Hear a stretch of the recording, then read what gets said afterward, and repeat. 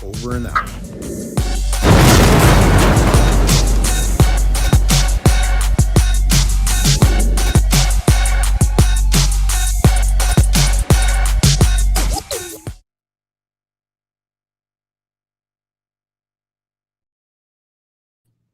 Good evening, ladies and gentlemen, boys and girls. Thank you guys for tuning in to another episode of what used to be The Lab has transitioned over to Black and Blue, where we highlight individuals who are in the law enforcement arena who are either rookies on the job, seasoned officers, or retired officers and their experiences. It's a different viewpoint. It's a different side of the coin. So you can understand that you can ask your questions. You can understand what viewpoint we're coming from and having discussions that are very important and very prevalent to topics that are going on today. Thank you, guys. I'm Coach Clee. If you haven't already noticed or haven't already tuned in before, thank you guys for tuning in. Make sure you guys tag, like, and share. Make sure you guys donate. You see the Cash App scrolling on the bottom because that's what keep this show going on and on and on. And they've been keeping me able to bring good people and good quality service to you. All right. I said what Black and Blue was. Some of you guys transitioned from the lab. If you transitioned from the lab, thank you. I appreciate it. You new guys coming on, I appreciate you following. Make sure you subscribe, tag, like, and share, and let everyone know what's going on. I got a special guest backstage in the lab. Some of you may know him, some of you may not, but I will definitely introduce him here in a minute, and I will bring him up, and we're going to have a good time. We're on YouTube right now. I'm sorry, we're platform. I told you I'd be tongue-tied, but it's okay. We're streaming right now on 5 different platforms. We're on Coach Clee, Facebook. We're on Black and Blue on Facebook. We're on LinkedIn on the Clee Tillman page. We're on 2 pages on YouTube, one for Black and Blue and one for Clee Tillman. So make sure whichever page you're on, tag, like, share, subscribe to it, share it with your friends. I got a couple comments here. Let me see what we got going on. What's good? I got Jamon backstage. What's good, Black and Blue? Thank you for tuning in. We're having a lot of fun right here. We're just getting started. I got to give a couple shout outs. I got to give a shout out for one sponsor, One Way Publishing. One Way Publishing, if you don't already know, follow that page as well. It's a publishing company that can take you, if you have a mere thought, they can take you to a book that's bought. And it's a great publishing company. I mean, I published a few books myself through the company itself. There's a couple clients that have also published some books. And right now, I want to give a shout out to One Way Publishing and Marion Small and his book that he has published through the company itself. Sit back and relax, take a look.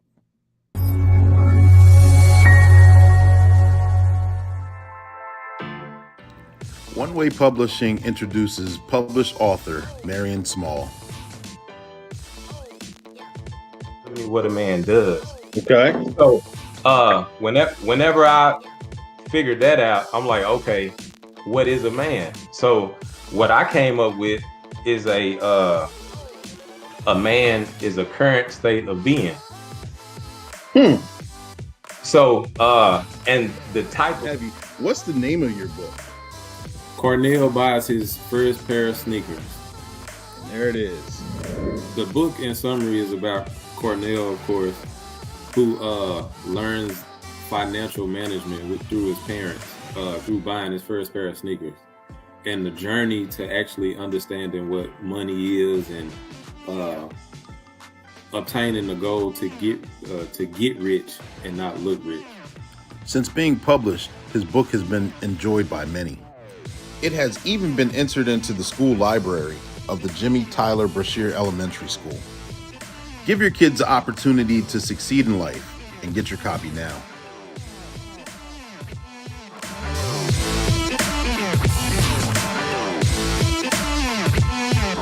Subscribe now.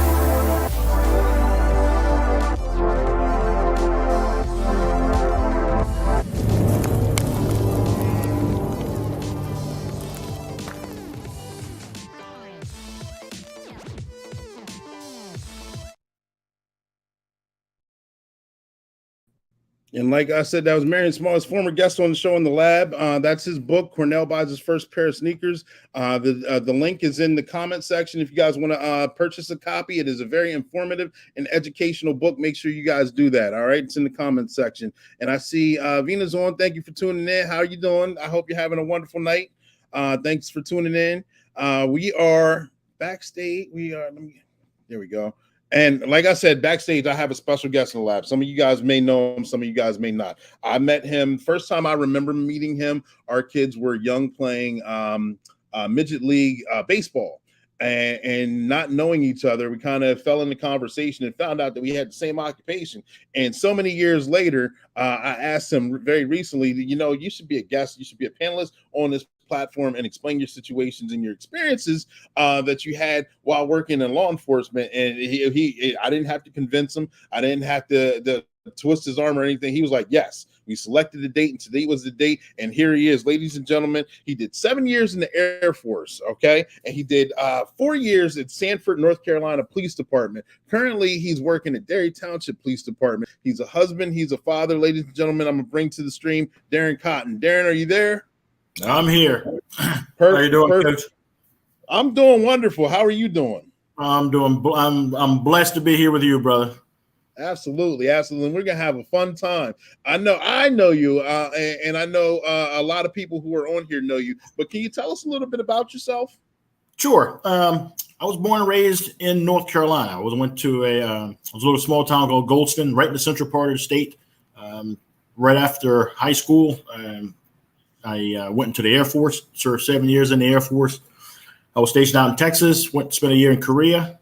And then I finished up my last 4 years at MacDill Air Force Base in Tampa, Florida. And in the Air Force, I was a security policeman. And I got out and went back home to Sanford and worked there for 4 years. Ended up on the community policing unit there. My last couple of years there, which I enjoyed. I love being out in the community, especially being with the kids. talking trash, playing ball with them, trying to, I split a couple of pair of pants out there with the kids trying to do some moves. And then I ended up here at Derry Township. I've been blessed 24 years here, and about another year to go. And then hopefully I'm going to sail off into the sunset and retire.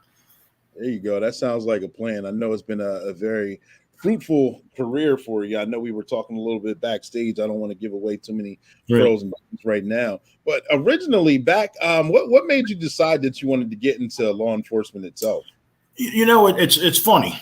I never thought of being a police officer. Growing up, never had an idea. I had an uncle that worked at Greensboro, and he was a detective. Never interested me. I was like, growing up in a small town where there's nothing, a lot of my friends, you either went in the military, very few went to college, or you stuck around working in the factories, or you ended up in trouble. So I'm like, you know what? I want to see the world. So I decided my main goal, I wanted to be a truck driver. Always had a thing for truck driving. And down south, where it's a little warmer, they pave year round.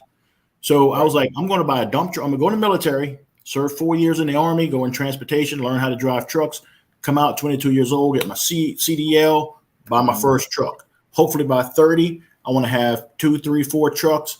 Cotten Trucking, I see a CT on there. I'm kind of like, man, that would look sweet. But hey, this is trademark. and living near Fort Bragg, I used to see the convoys come by all the time. And of course, you airborne guys with your berets on and stuff. And I'm like, man, yeah. I was like, those boys are bad. That's what I want to do right there. So talking to the Army recruiter, looking stuff up, and then all of a sudden the Air Force recruiter called me and was like, hey, you qualify for the Air Force? And I'm like, man, I don't want to go in the Air Force. I want to be tough. I want to go in the Army. So I go down to his office one day, and he's like, I got some videos I need to show you. And he's showing me all this stuff in the Air Force, and I'm like, all right. My main goal going in the military was make sure I got trained on something I could use on the outside. Exactly, right. That was my goal. God bless, hey, the guys that do the infantry and the armor and artillery, we need it. God bless you. Thank you. But that ain't for me. So we go in there. He's showing me stuff. And he said, last one I want to show you is security police. I'm like, all right, whatever. I don't do this. Well, if you've been on the Air Force base, when the first people you see are the security police. They got the blue berets. They had the white ascots and the boots with the white laces in them looking sharp. And I'm like, wow, that's what I want to do. So of course, I go in there and I want to do. At that time they had it split up between security specialists and law enforcement specialists. So I wanted law enforcement specialists. As well as I do, I get down to MEPS and they're like, "Oh, law enforcement's full. Go in security. It's all the same. It's you're all security police." Yeah. 6 months later, I'm sitting in front of a B-52 with it. But that's how I got started with law enforcement. And some of the guys were getting out at different bases where I was stationed at. You'd see it run into them. They're telling your stories, and you're kind of like, man. And I was happened to go home on leave one time, and one of my best friend's brother had got hired on at Sanford. He's like, man, we're looking for some cops. And he's like, I know the chief. The chief is, I can talk to him for you. I'm like, all right, whatever. So I go down and talk to him, and next thing I know, he's like, and at that time in '93, they were doing the drawdown, and it was easy to get out. So I went back. I said, hey, I got a job. They said, show it in writing, and you're out. And I was out within a month. Oh, wow. Yeah. So I went back home, worked there, like I said, for like 4 years, and I love it. It's challenging. It's something new every day. That's the part that I enjoy. You never know what's going to happen. Absolutely. And I'm going to cut you off real quick right there because I see Kevin Hollins on. Thank you for tuning in. Jamon says, at least you know the best branch in the military. I have to agree with him. He's an Army guy right now. We're not talking about the Air Force. You did say you saw the airborne guys with the berets. I remember in a lifetime ago, I was one of those guys stationed at Fort Bragg, and it was a lot of fun. I do know that. Yep. So I say all that to say Army leads the way, Hul. Hey, but you got to get there by the Air Force, though. But you're absolutely right. So after and you did 4 years in Sanford, North Carolina Police Department. Is that where you actually did you learn the most amount of skills while working at that department, or do you think that you learned a lot of more valuable skills with the department that you're work with now? I learned more there because here in Derry Township when I first started here, it wasn't a very diverse community. Okay. Back home, it was very diverse. So and I've always been a study of history. And one of the things when I went in the military, one of the things I wanted to do was learn other cultures. When I went brief stint over to Saudi Arabia right after Desert Storm, I learned there you don't cross your legs and show the bottom of your feet to the Arabs or to the Muslim. It's disrespectful. Okay. I never do that. You just cross your legs like nothing. Or you go to Korea and the man he does the speaking and so with a very diverse community, you learn other cultures and you learn how to. And to me, it's always piqued my interest. So I learned more of my skills there. As far as more as dealing with people, I should say. I've been kind of blessed by God to kind of have some good skills anyway, but like I kind of honed them there a little bit, and then coming here, other things on the job skills that I got, specialties and stuff that I got into more here. Right, that makes sense. I know with the department I was with before I was with the department I'm with now, I was able to I learned a lot of skills there just by trial and error. A lot of things that I did not know would work or didn't work. I was able to kind of feel my way through there to where I was able to kind of craft myself into a better police officer with my current department. Yeah, definitely. So you've been with Derry Township for 24 years now. What can you explain to us some of your roles and experiences you had throughout the years? Yeah, started out in patrol, been in patrol for a while. Then I started getting into accident reconstruction. Okay. That was one of my goals was, and like I said, even as a police officer, I wanted to learn some skills that when I do retire, if I want to go pick up another job, if I need to, I'm employable. So I've always, and my older kid, I know my daughter texted me a few minutes ago, she's listening. So I don't think about now. I'm always thinking about the future. Right. And, whether it's, and they get tired of me talking about money, setting aside, needs and all that stuff. But anyway, I started out getting into that accident reconstruction. I went to a couple of schools for that. To learn how, investigating crashes, figuring out speeds and angles and all that stuff. And then I started teaching DARE back in 2004, 2005. And Hershey had it until 2007 and they stopped. But I just taught my last year up at St. Joan of Arc Catholic School.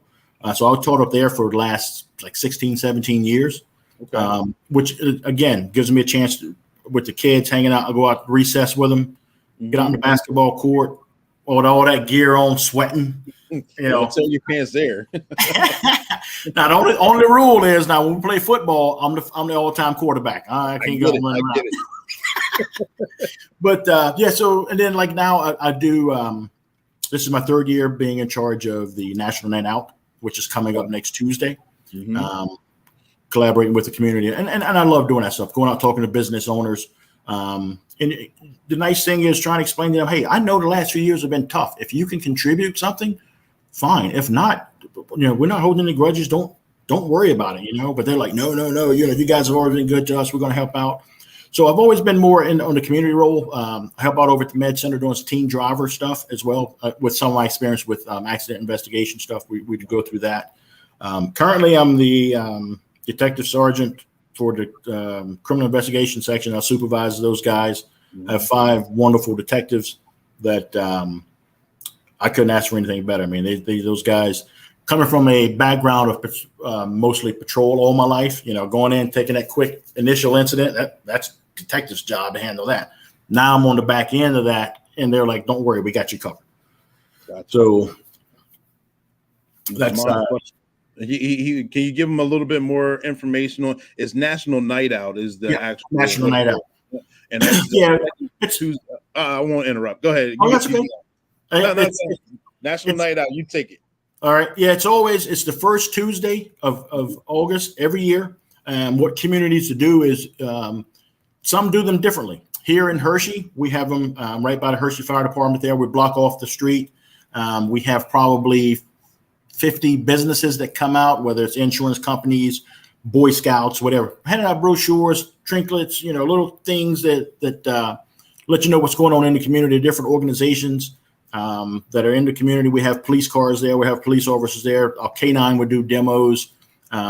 We have one of the local martial arts studios that comes out and does demos and stuff as well, showing some of the stuff. So we have, and then this year we have a guy coming in. I met him a few weeks ago. He has a therapy alligator. Oh, wow. Yeah. So I roll up to this event, right? And I'm like, hey, how you doing? Hey, how you doing? All of a sudden, this thing kind of like whips around. I'm in central Pennsylvania. I'm not expecting to see an alligator, but it was cool and calm. He laid down the table. People were petting it. But yeah, he's going to be there this year. Okay. But yeah, so, and then some communities, when I was in Sanford, for instance, I was on the community policing unit there. And what we did there was each neighborhood had their own, so that you actually get to know your neighbors. Yeah, because exactly. you know as well as I do, I've gone to calls before, someone has an open door and you go to the neighbor like, hey, what's your neighbor's name? You know where they work? And they're like, I don't know nothing about them. Like, how can you live next door to somebody and not know them? So that's part of what National Night is. Get out, know your community, you get to learn the police officers. A lot of police officers will be there. Politicians are always going to be, especially if it's an election year, politicians are going to be there. But it's mainly community coming together, everybody getting to know each other, know what resources are there and available for you. Yep, absolutely. Each department does it differently. I think all the main local departments, at least in this area, have something going on at various locations within their jurisdiction. I know it's a national thing. I can't speak for any other department and municipality, but it will be going on throughout the nation that day. From what are the time? What is it? We're having hours from 6 to 8. Some people will do it from 5 to 8. And there's so many different, depends on where you're at, different businesses that come in and donate stuff. It's amazing. The space we get and the people that come in are so appreciative of it, because that gives them that chance to ask the police officer one-on-one, hey, I live at so-and-so, I've been noticing this, is there anything in particular going on in my neighborhood? It's more of a relaxed atmosphere so people can come up and approach police officers and talk to them and find out what's going on in the community. Mm-hmm. And he's asking, it would be nice to possibly get the Army out there next year for next year's National Night Out. Sure. Yeah. That'll be what? That's yours going out the door, isn't it? Yes. But we won't talk about that just yet. Maybe you might be thrilled and hang on for a little while longer. Right, exactly. So throughout the course of your career or growing up or just developing as a person, have you had any mentors or anyone who's influenced you positively from any time throughout your life or more than one? Can you explain who they are and how they affected you? I was blessed growing up in a small community because everybody knows everybody. The same families have been there generation after generation. Mm-hmm. And and it was nice because if you were out in the community doing something you shouldn't do, a parent corrected you. And before you got home, your parents knew you couldn't lie. Yeah. But there were so many men and women back where I grew up that, if you needed to ride to church because something, or, maybe they weren't going to Sunday school, your parents weren't going to Sunday school or something, and they would just come to regular church. You need to ride, it was so many people and so many men that would take you. I had a lot of my elders in my neighborhood were in World War II or Korea. Okay. And, so I got to pick their brains for knowledge, and they, always looking out for us, all the kids in the neighborhood, not just me, all of us they saw us doing something wrong. Hey, don't do that. And, to give you a good explanation why you shouldn't do it. So growing up, I was blessed in my church community back home.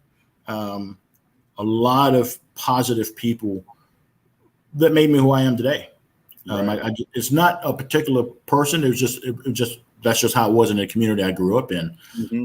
As far as on the job, I've had a couple of supervisors that you can tell they're definitely there for their officers. I mean, they'll stick their neck out on the line for you. You know, if you want something or you're interested in something, and they're like, look, if you can give me this, this, and this, I'll make sure this happens for you. And they keep their word, you know, and then you watch them, how they interact with the public, how they interact with other officers.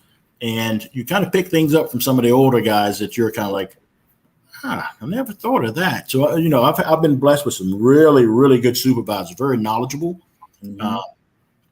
whether it's rules of criminal procedure. I mean, some of these guys know some of this stuff that's like it's amazing. And even still now, I'm having to look things up sometime like, oh, man. But how these guys knew that stuff, but it inspired me to want to be like them and learn and just treating everybody good and doing the right thing. Right. Sounds like the old phrase where you chew up the meat and spit out the bones on the individuals you deal with. Some old Army sergeant told me you can learn something from every supervisor, whether you think he's good or you think he's bad, whatever kind of professionalism they show, because it'll show you what you can emulate, and you want to be like a supervisor that you like or a supervisor that you do not like. You see how they interact, and it shows you what not to do. Yeah, exactly. Yeah, because I've had a couple of them too, and there's things that I've watched them do over the years, and I'm like, I'll never treat my guys like that. There's no way. Yeah, absolutely. Right now, we're going to take a pause for the cause. I got those of you guys who are interested or don't know who Sergeant Be Safe is, tune into this commercial. Stand by.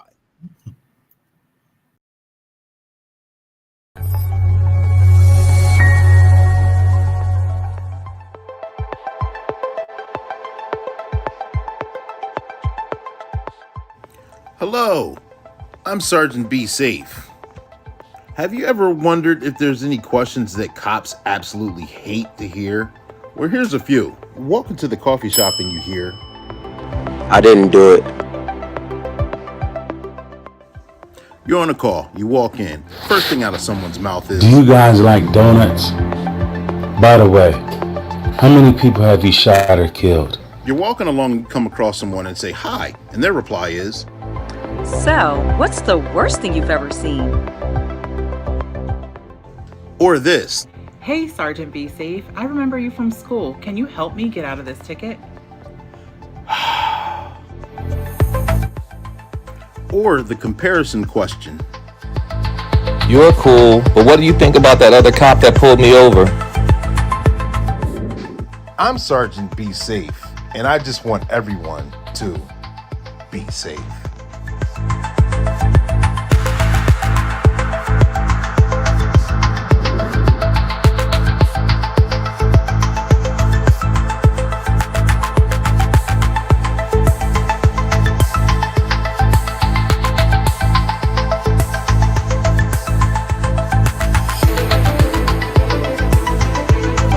Subscribe now.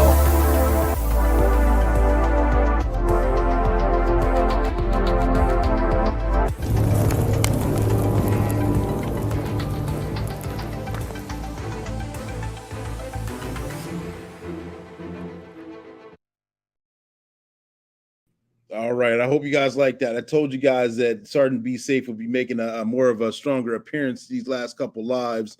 And we got a few more that I'm working on now. If you guys want to know anyone or want to do voiceovers, please reach out to me. Let me know. I'm always willing to give somebody a shot. But we're going to get right back into it. If you guys are just now tuning in or have been following the whole time, we got Darren Cotten here backstage. And he's told us a little bit about his history, going through the Air Force, working for Sanford Police Department, currently working for Derry Township Police Department, and his roles and responsibilities there. You still there? There he is, Darren. Yep, I'm here. So throughout the course, we've had a wonderful conversation thus far. And we're learning a lot of different things. But what would you say are your three goals that you would like to achieve or have achieved in law enforcement? And which one of those three is the most significant to you? I need to back up 1 second here. Yeah, sure.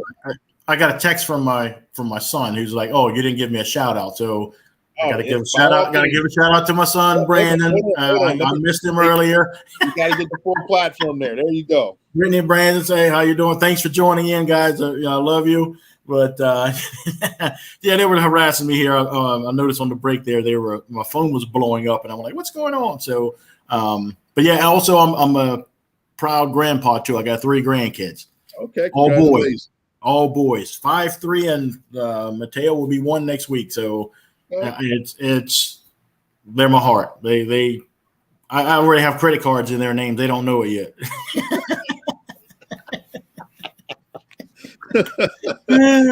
Like you legitimately have your hands full. Yes. So, but anyway, get back to the 3 specific goals. You know, one of the goals that I've always wanted to do is just be the best person I can be. Mm-hmm. Whether it's at work, at home, you know, and sometimes I'm not always the best at home. I'll be the first to admit that. Sometimes I think with my kid, and my kids will probably agree, I'm always tough on them. I've always been tough on them. Mm-hmm. But I think, especially the older 2, my twins, they're seeing the results of that. Right. So one of my goals, like I said, is just be the best person I can be, try to be the best dad I can be the best husband. I still need to work on that. I'll be the first to admit I still need to work on that. There's times I could do better. Mm-hmm. And as far as work goes, my goal has always been, I want to treat people, anybody I come in contact with, whether it's on a call, traffic stop, whatever, I want to treat that person the way I want my family treated. I understand that. Yeah. So, you know, sometimes I've been known as the nice guy, but that's who I am. Mm-hmm. You know, that's just my personality.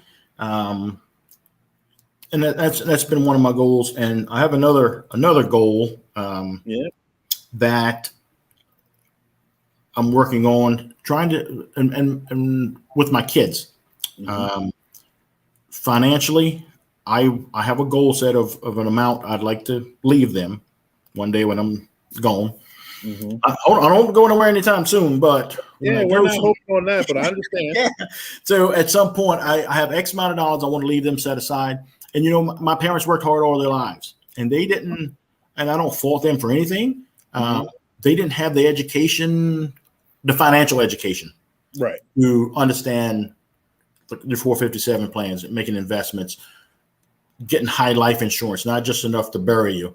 Mm-hmm. Because, you know, with insurance money, that's where a lot of people can get over, because a lot of it's not taxed. So I have I hope my kids don't come poison me now or something, but, you know, I have a good amount financial, and I teach them finance as well. Mm-hmm. You know, I've taught them about their wants and their needs. You know, you got to take care of your needs first. Yeah. You may want them Jordans, but you need to pay your car insurance. Mm-hmm. So don't come in here with no Jordans and roll up in my driveway with an expired registration and suspend the registration with no insurance. Because it's going to be on. You know what I mean? So yeah, exactly. And quick story with my daughter one day, I remember years ago, she came in, she's like, Dad, I went and got my car inspected, and I needed 2 new front tires and brakes and oil change. And I'm like, oh boy, here we go. I'm like, how much do you need? She's like, oh, I don't need nothing. She said, remember that rainy day fund you always talked about? Bro, I almost had a heart attack. I'm like, and at this time, yeah, I'm like, all this time with me preaching, I guess they were listening. Yeah. You know, so just trying to be financially independent, keeping good credit and that kind of stuff. And that stuff I try to teach to anybody, but especially my kids. You know, I gave her a little bit back, like, here, put this back into your fund in case you need it. You know, I had a little spare change I could spare to give her. You know, so that's probably my 3 biggest things. They're more personal. Work stuff is, you know, like I said, work is, you know, just treat everybody the best I can and try to do the best I can for them. But mine's more on a personal level with my kids and my wife as well. I shouldn't leave her out, but, you know, make sure that when something ever happens to me, they're taken care of. Everyone's taken care of, yeah. And they don't have so many times. I'm pretty sure you've seen on the job, I know I have, where you respond to a call and the person's gone, they're deceased, they're beyond help, and the coroner has to come out, and the coroner has to ask very hard questions, but they're necessary questions. and they start asking these questions, and the family cannot answer them. Right. Or they even if they can answer some, they have no idea where some of this information is, and they have to start planning like right there on the spot, as opposed to already having a plan in place. Right. Yeah. Yeah. So that's one of the things. I just want my kids to be I've always tried to give them more than I ever had. And but I didn't just give it to them. They earned it. Gotcha. So just teaching them about life and stuff is and it's tough because you and I'm sure you see it as well, because you're like, no, you can't go here because of XYZ. Number one, I'm a cop. I know why people go there. But number two, no, you don't need to be in that. Blah blah blah blah blah. And they're and the first response, usually, especially when they were teenagers, well, so and so's parents let them go there. Yeah. I ain't raising so and so's kid. I don't care what their kid does, but you ain't going. So just things like that, and they understand, and they're very appreciative, and they've even told me, surprisingly, you think your kids sometimes hate you, and and you're like, because you're tough on them. And there's been several times they come in and like, thank you for raising us the way you did. We appreciate it, and now we understand what you were trying to teach us. Right. We got Brittany Archer on here. I believe she's co-signing almost pretty much everything you're saying. That's my daughter. And she and the thing is, daughters, man, they tug at your heart. My boys, you can get out of my face. My daughter, hey, honey, then she knows how to get to me. Yeah. Like, I did that rainy day fun, but I bet daddy's still going to take care of me anyway. Yeah. Yep. Exactly. And another co-signer, we got Michael Johnson on here. That's my cousin. He down in PG County in Maryland. Okay. All right. Shout out to you guys. Thank you guys for tuning in. So let me get this. There we go. Sorry, I told you I'm doing everything. I got to do the interview. Take your time, bro. Take your time. But policing in the 21st century, as opposed when you first got started in law enforcement, what kind of changes have you seen throughout the years to current? So how is policing then to how you've seen it change and develop into what it is now, and where do you think it needs to go in the future?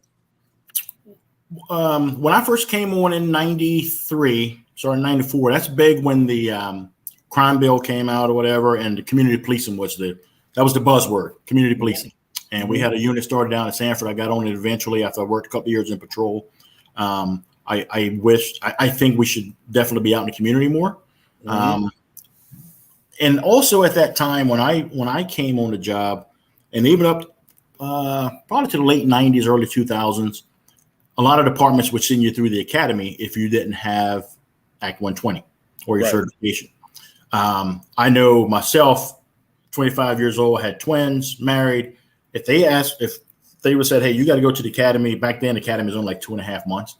If they would have said, hey, you got to quit work and go to the academy and then come back and you got a job, I couldn't afford it.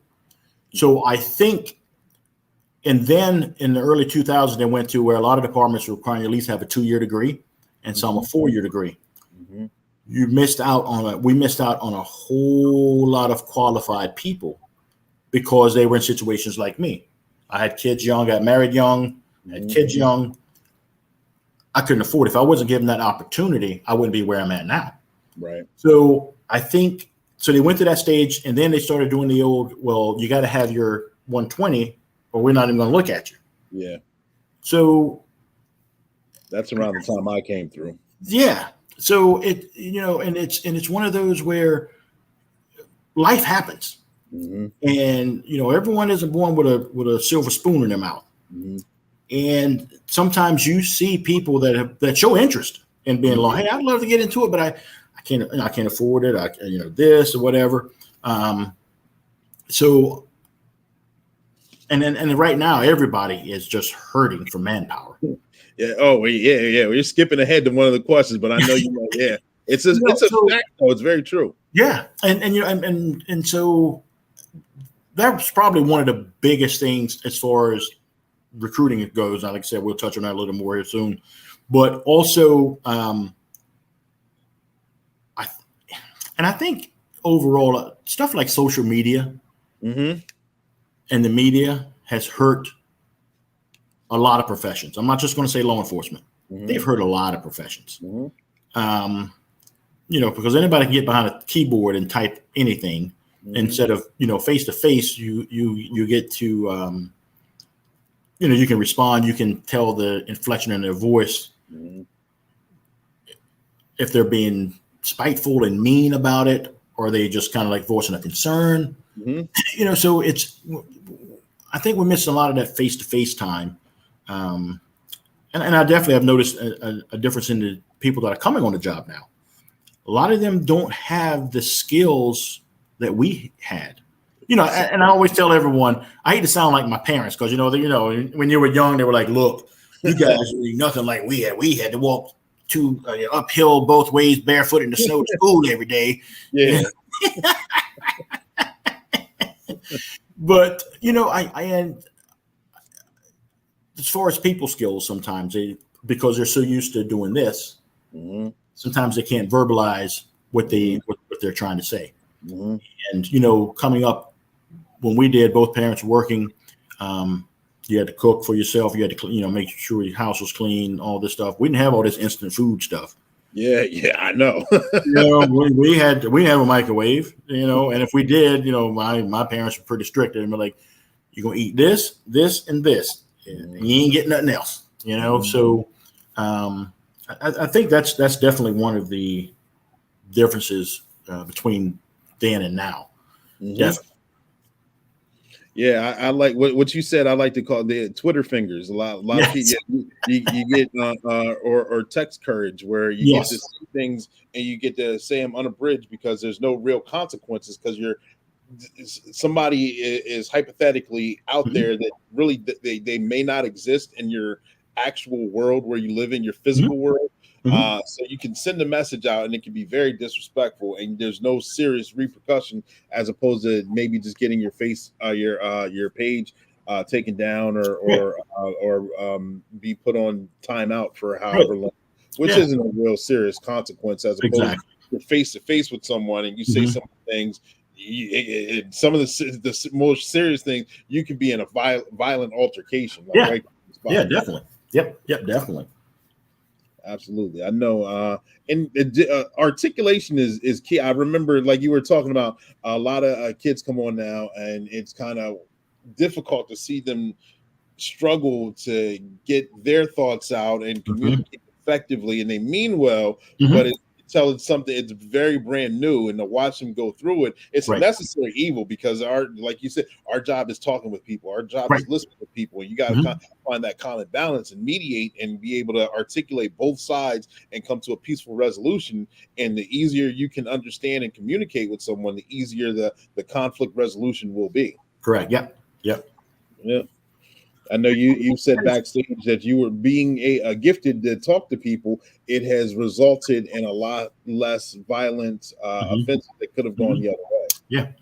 Yep. And and one of the things I've always said, on one of my we had little baseball cards made up, and you could have a little saying or whatever. And my saying is, the biggest failure in communication is we hear to respond, but we should listen to understand.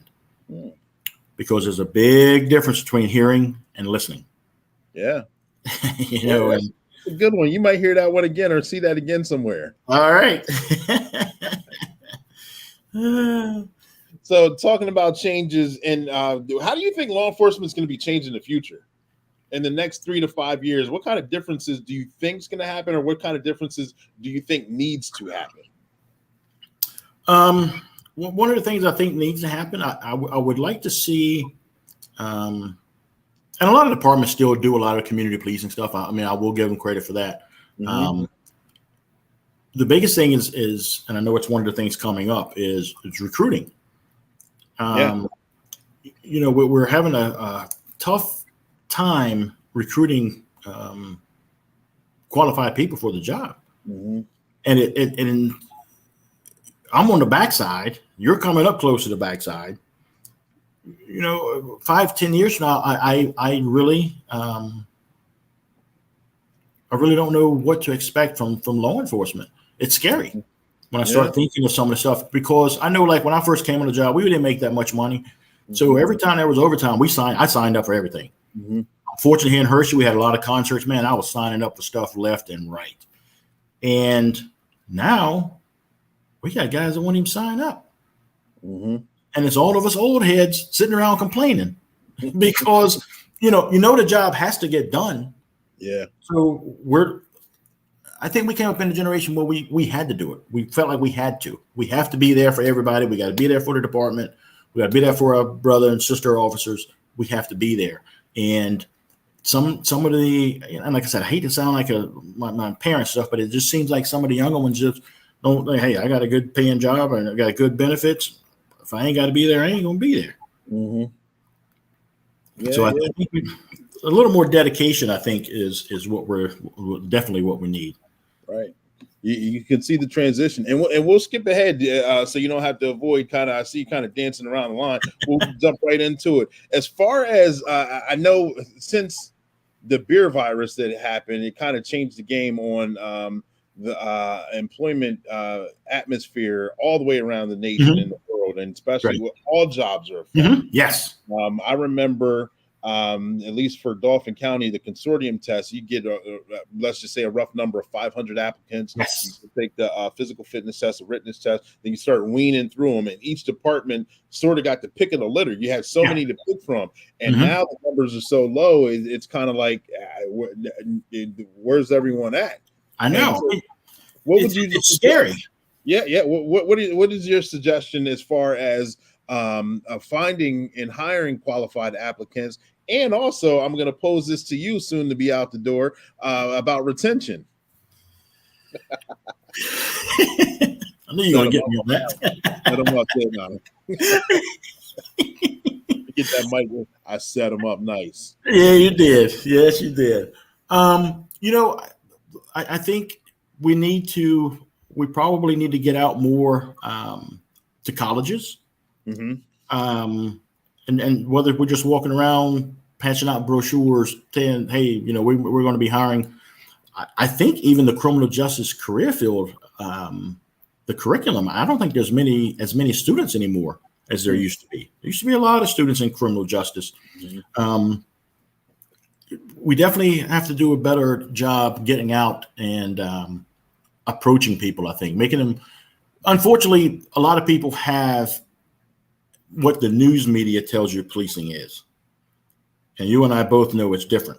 And unfortunately, we've come and getting back to social media and all this and everything else you go through, you'll see where someone got arrested, but 8 different people then told 8 different stories of how he got beat and this, that. And you're like, wait a minute, this man, nobody ever touched him. But, so, everything gets twisted. And of course, sometimes the criminals don't want to take responsibility for their actions. So they're always, I got framed. They set me up and, and then people start believing that stuff. And it would be nice if we had a platform to get out and explain what we do so people can better understand. And even though explaining it, you got to be genuine when you're doing it. Just get up and read off a list and say, that's how it is. You definitely have to be genuine, and it's tough. And then with the retention, I'm coming up on 29 years doing this. I still love what I do, especially the community aspect of it. However, sometimes some of the people with some of the citizens you deal with sometimes with some of their unrealistic expectations is basically what it is. Unfortunately, they watch CSI. You come in, you dust a print on their door from a burglar, and they expect in an hour you're going to have a criminal and a suspect in custody. I'm like, man, it doesn't work like that. We got to send it to the lab. We got to compare it to this, that, and the other. We got to. What do you mean? On that show the other night, they had them in an hour. Well, that's for entertainment purposes only. The real world isn't like that. And a lot of times when you explain that to them, they're like, oh, I never thought of that, so. Yeah, we don't have writers writing our scripts. Yeah. And with the retention, we definitely, and I know you get involved with this as well, our mental health. I've been a peer support officer now for 12, 13, 14 years, something like that. And probably my first 6 years, nobody ever came to me. Nobody ever, the last few years, and even people just come into my office to vent. Yeah. People are starting, and we had a couple of situations, and guys assumed people were talking to me, but obviously, as well as I know, I can't say nothing to anybody. Right. And nothing ever got out. And then more and more people start slipping. Hey, that EAP stuff. What's the deal with that? Explain it to them. So. But as far as officers, we definitely the old days of the old guys, where hey, go home and take a stiff drink, you'll be all right. Yeah, these are over. We're humans, yeah. Okay, and we have to take care of ourselves not only physically but mentally as well, because we see some things that not only us, law enforcement, and firefighters, EMTs, we see this, and don't forget about the dispatchers too. A lot of times we forget about dispatchers. They're the ones on that line listening to the screaming and the yelling and the things going on. They're affected too. So we gotta do, and I think we're coming around.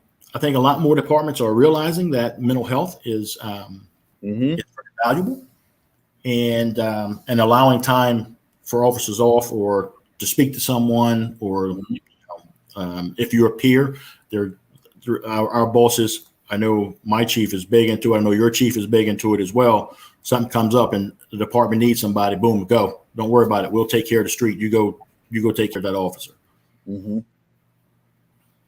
Gotcha. Got it. Kevin Holland here with need to get out and build relationship with middle school and high schools, get them interested in our profession at an early age. Also needing college credit does hurt recruiting numbers. Yes, it does. Yeah, it definitely does. Like I said, and I think a lot of departments are starting to back away from that now. The college requirement, I think they're starting to back away. And like you said, definitely, getting in our school resource officers. I know we have one, it's a good one. We've, and the previous one, the one we retired, they've always been very interactive with the students as well. And that plays a big part. Sometimes there was an old saying years ago, you just kind of throw somebody in the school to someone that ain't worth being out on the street anymore, to kind of hide them, but I think knowing that the departments, at least here in Central Pennsylvania, a lot of the ones that are in the schools are very qualified and they're interactive with the kids, and it may change some of their minds to get into law enforcement. Yeah. Dealing with kids on incidents while coaching football many years ago, just dealing with some of those kids. They actually, some of them say they've never actually seen a police officer unless it was in a bad situation. Right. They've never actually seen where nothing was going on. Right. Walking through, giving out high fives, saying, "Hey, how's everything going?" Like, wow, like it's a real setting. You guys are being nice. Like, absolutely. I mean, we're humans too. We want to have peaceful. Realistically, we really want peaceful interactions and peaceful outcomes for the situation. Yes, definitely. I was out doing a foot patrol one day. I saw these two kids back in the alley playing basketball, and I just told them, like, "Give me the ball." They kind of like, "What did I do?" Yeah. I'm like, "All right, who gonna stop me?" And they look at me, they're like, "What?" I'm like, "Come on, show me your game. What you got?"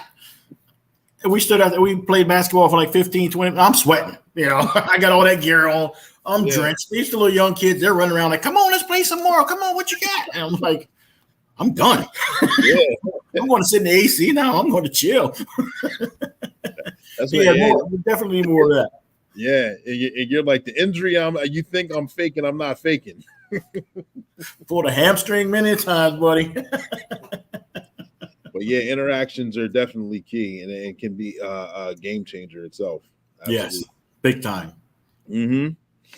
Thank you guys for your comments. Thank you guys for your questions. What problems have you seen? And I know we talk about it kind of goes hand in hand with the public interactions with the police officers and vice versa. The police officers interactions with the public. Do you feel that both sides may be a little bit more short-tempered now than they've ever been before?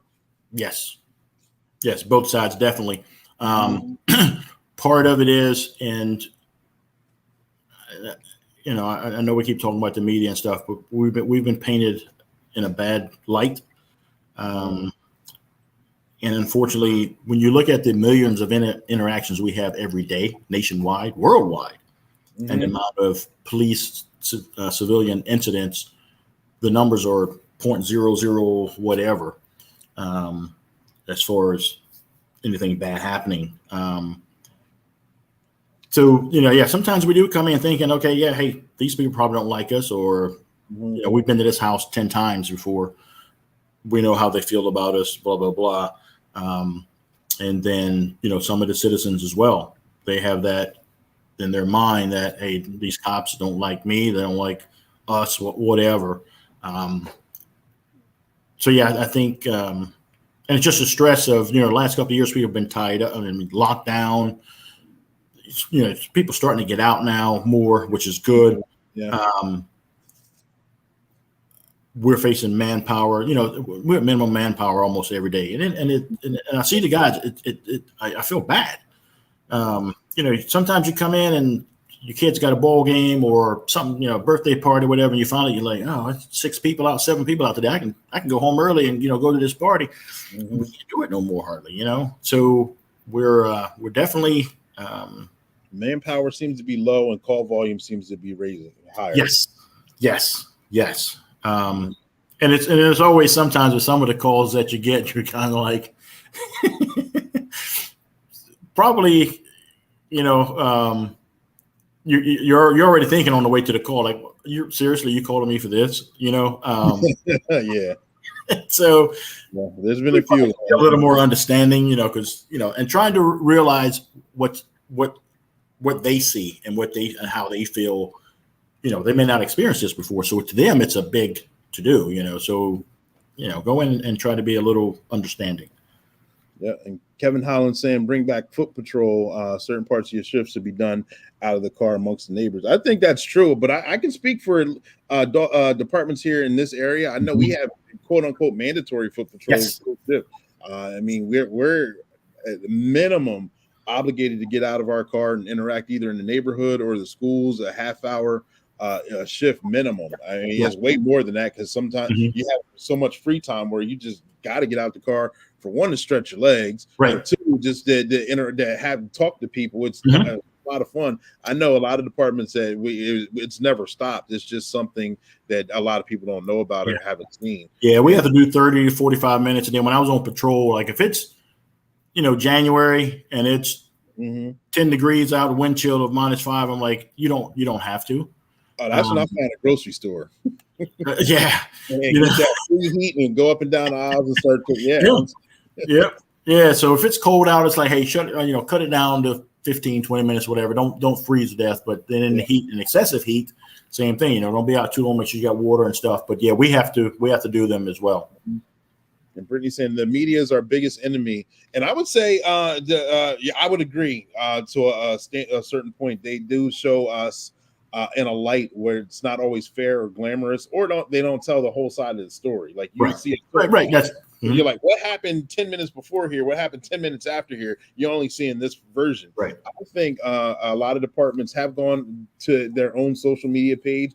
And if they haven't, I think they should, with a lot of the social media web pages that are out there now, and start telling our own story as well, instead of having our story being told for us from an outsider's point of view. Yeah. Yep. Yeah. We definitely do a lot on our Facebook and Twitter and that stuff. We have someone who does that, and a couple of people do that actually. Getting the important information out there to the public, which has helped us tremendously. Yeah. How do you feel that you make a difference? I think you kind of already answered that question, but this is more of a direct question. Being around as long as I have, everyone knows my temperament, and everyone knows I'm here to help them regardless. I don't care what your situation is. I'm not a big traffic stop person, but I've done a stop or two where, you go up and, the registration expired because they didn't pay the insurance, but yet it's a husband and wife, 2 kids in the back, sitting in the back in the car seat. I've been in that situation. Okay. So I can empathize with them. and you can just tell by the body language when you ask the questions. The man is proud. He doesn't really want to say, "Hey, look, I had to pick between car insurance and paying food for my kids." Mm-hmm. So I think when that situation has come up, I've been more of, all right, look, I'm headed back this way. You're not supposed to drive. Yeah. Get it taken care of. All right. We cool? Yeah, I'm going this way. I'm not coming back this direction for at least another 5 minutes. Right. Whatever you decide to do is on you. However, if you decide to drive off and someone else catches you, you could still be facing the same. Yeah. So it's so I've always tried to help people. I've had instances where people have gotten arrested several times in a short period of time. I had one lady had 3 DUIs in a matter of about 2 months, and just basically talked to her one night while I was sitting there waiting on the blood and all that stuff, and going through some personal things. And I'm like, look, here's some resources available for you. And about 5-6 years later, ran into her. She said, I haven't had a drink since that night. Wow. When people do stuff, I'm not the greatest thing ever. I'm not here to say that. But sometimes when you have, when you can relate to people and provide resources for people, you can, that's how I want to make a difference in everyone's life. Everyone I come in contact with them, whether it's just a greeting, hello, how you doing today?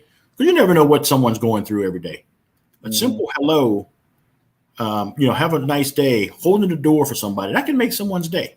Yeah, it could be a game changer. Yep. Yeah. So, I every day I try to do something productive and be nice to people. Try to. I'll put it like that. Yeah, got to make the attempt. And just like Sarah Houck said, even though media portrays law enforcement as something that they may not be, still consider why we chose this profession and how many impacts we have made outside of those stereotypes. Yeah, definitely. Yeah. And we're having a good interview. I mean, like I've known you for a few years now, like with our kids, like I said, and had a few conversations in between. I know one memory that's when I was working with the task force, and we had the Jay-Z Justin Timberlake concert at the stadium there. Yeah, and so I'm working it. And as soon as we break the roll call or the session there and we get there, we start setting up. And me and you were talking briefly, and then before you go your way, I go my way, and next thing I know, I'm turning Cotton, something's going on here. You turn around like we just got here.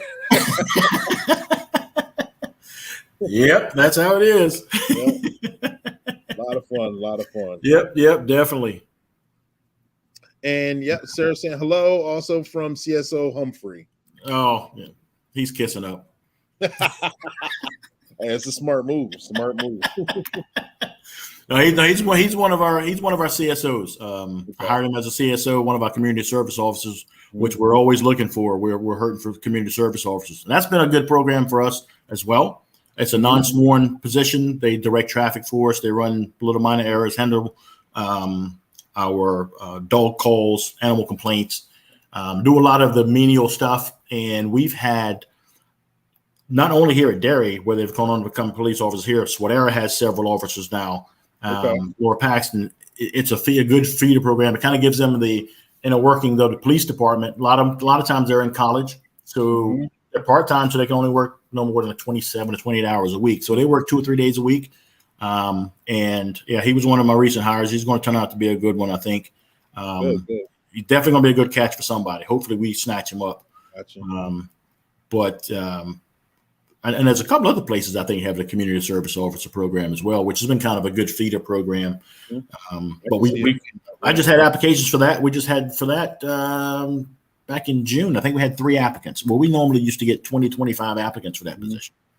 So that's a good lead in too. If anyone is interested in becoming a community, a community service officer? Yep, it's a non-sworn position. How would they go about doing that? I'm not sure if the application process is if it's open again or not. I don't think it is. I just gave up when I moved over to criminal investigations. They took me off of that and gave it to another sergeant a couple of months ago. But I know they were looking. Check our website. DerryPD.org, and a lot of times I'll have our job openings on there. I think they just closed that, if I'm not mistaken. I'll put that in the comment section for. And then even if you still call in, you can ask for me if you want to. I'll put you in touch with the supervisor for that. We, like I said, we're always looking for people. Gotcha. All right. Hey, we had a good conversation, and therefore, like I said, you got ladies and gentlemen, boys and girls. Some of you saw the first Sergeant Be Safe commercials. Maybe you have not. I told you Sergeant Be Safe is going to be coming through like thunder in the middle of a rainstorm, and we got another commercial coming up right now. Stay tuned. Don't go anywhere.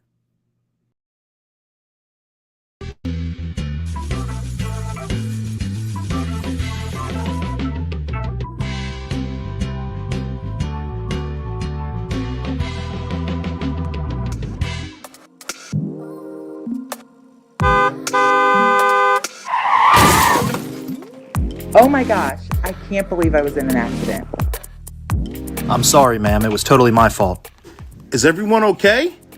Oh, good. Hi, I'm Sergeant Be Safe. When involved in an accident, make sure you have your driver's license, registration, and proof of insurance. If no one is injured and the vehicles are drivable, you're allowed to move your vehicles off to the side of the road to a safer location. Just make sure you don't leave the scene. That'll make things ridiculously worse. There's no reason to take pictures or call the insurance company. Just stay out of the way and I'll get all the paperwork to you. You can call the insurance company once everything's complete.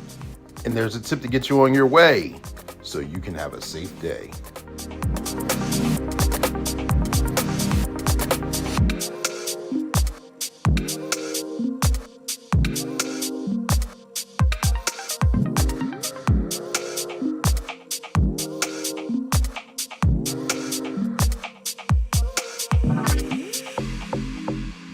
Subscribe now.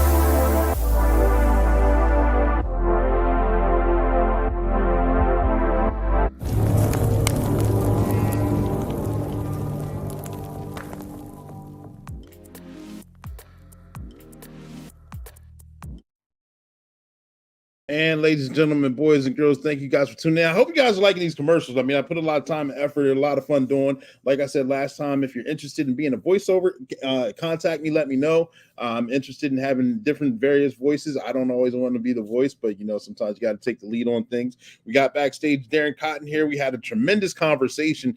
I'm going to bring him back here. Right now, here he is. Darren, we had a wonderful conversation. Is there anything that I may have forgotten to ask you, or through the course of conversation, your memory was jogged and things that you would like to share, express, or impart with us? Right now, the floor is yours.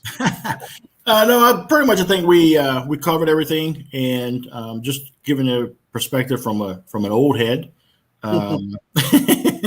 Some of the things I've experienced, some of the differences I've seen from when I started back in '93 until now, how law enforcement has changed. And not only has law enforcement changed, but society has changed as well. And it's I wish we could be, as people, nicer to each other all the time, not just sometime, all the time, and be more understanding. Like I said earlier, the biggest thing is listening. When you listen to people, you can understand exactly where they're coming from and why they are doing what they're doing. That's one of the biggest techniques I've been able to take with me for years, is just listening to people, repeating back what they say so they know that you're listening to them, paraphrasing things, and that's pretty much it. But I think we pretty much covered everything that we set out to cover, and just trying to give everyone a different light as to, like I said, what we've experienced, and have a little fun with it as well. Since I'm one of the old heads in Air Force, I know how you Army guys, you're jealous of us. Yeah, that's a lie, but I understand. But seriously, you've enlightened us. You gave us a wonderful interview. You gave us a lot of informative information. I appreciate you sparing your time, your personal time to come on here and share. It's not easy to share your viewpoints in front of a screen and not know exactly who's always on here. Right. So I appreciate you doing that. I appreciate your service. I know that I keep making fun because you're soon out the door, and I get it. You deserve to actually enjoy, but I think you've done a tremendous service with your departments and throughout the course of your career as well. Thank you, brother. Thank you. I appreciate that. And Jamon, he's talking about that we're not jealous. And Brandon, get back up here. Brandon Cotten, great interview, Pops. Give me your There he is and his wife and little Mateo. It's going to be a month old, a year old. God, geez. I'm like you. I'm getting tongue-tied. Happens all the time. I get it. Thank you guys for tuning in. Make sure you guys tune in. We will be weekly with weekly interviews, more skits and more things coming down the pipeline. Again, this is interactive. We want to share. If this is the platform you want to ask your questions, this is a platform it's a positive platform to get that our side of the story out so that you can see both sides of the spectrum and not just one side and think that we're all monsters, because we definitely are not. All right. Thank you guys for tuning in. Tag, like, and share. There you go. Brittany Archer, she's proud of you and she loves you.